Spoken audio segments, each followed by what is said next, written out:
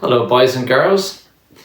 Today's story is a true story written by a wonderful lady, Helen Roseveare, who was a missionary for many years in Africa, and it's about an experience that happened to her while she was working as a missionary doctor in Africa. Helen Roseveare lived till she was 91 years old and died in Northern Ireland, and I would encourage you to read sometime more about the story of her life. This little book, which she wrote herself, is called What's in the Parcel. In the little church, Christmas carols were being sung and a sense of excitement was in the air. The snow was falling outside. Helen shivered a little and cuddled up to her mother. Winter was cold in England, but her heart felt warm as she thought about the Christmas stockings and parcels that would soon be in their living room, along with the brand new baby sister that had just been born.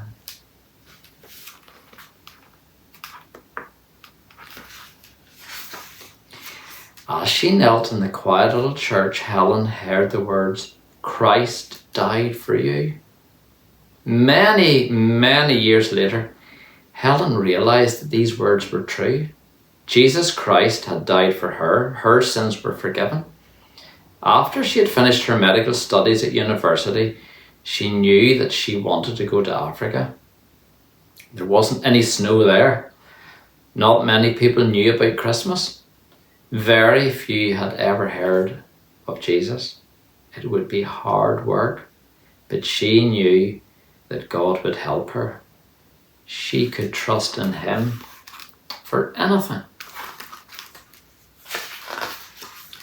Late one night in the African hospital, Helen could hear a little girl sobbing and a newborn baby crying. A young mother had just died. The hospital would have to look after the children now, but there was no electricity and the night was getting very cold. Helen knew it would be difficult to keep the baby alive. She sent for a hot water bottle. They must keep the baby warm.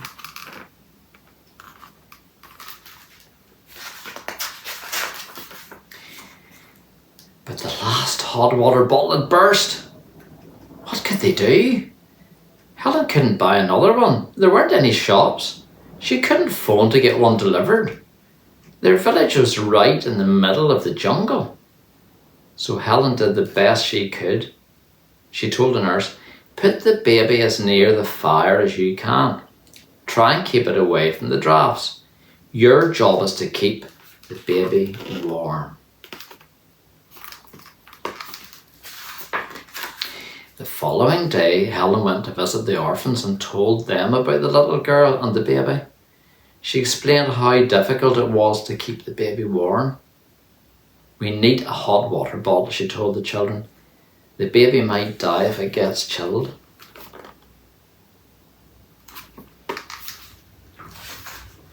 Just then, a 10-year-old girl called Ruth decided to pray to God about the problem.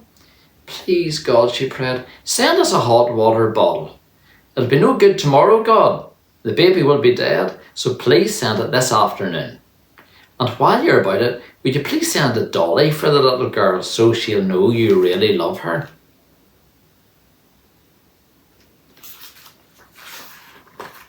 Helen was astonished. Would God really answer this prayer? God could do everything, but would God really send them a hot water bottle and a doll just like that? Nobody would ever think of sending a hot water bottle to Africa, one of the hottest places in the world. Halfway through the afternoon, a car arrived at Helen's front door. Helen went to see who it was, but by the time she got there, the car had gone. However, on the doorstep, there was a large parcel. Helen couldn't believe her eyes. Quickly, she sent for the orphanage children, and together they carefully opened the parcel. They didn't have Amazon in Africa. Lots of little eyes focused on the large cardboard box. Helen pulled out some brightly knitted jerseys. Then there were bandages for the patients. Next came a box of raisins. Helen put her hand in once again and stopped.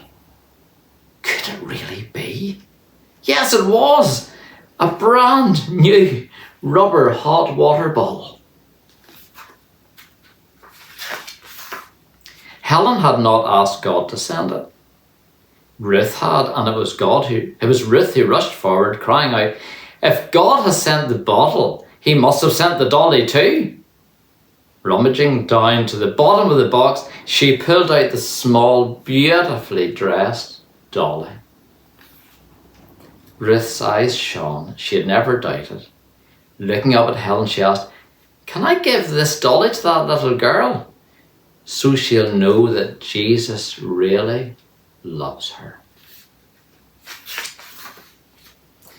That parcel had been packed up by Helen's former Sunday school class 5 months earlier. Ruth had prayed that afternoon, and God had answered. "And it shall come to pass that before they call, I will answer, and while they are yet speaking, I will hear." Isaiah 65 verse 24. God had answered. I hope you enjoyed that story.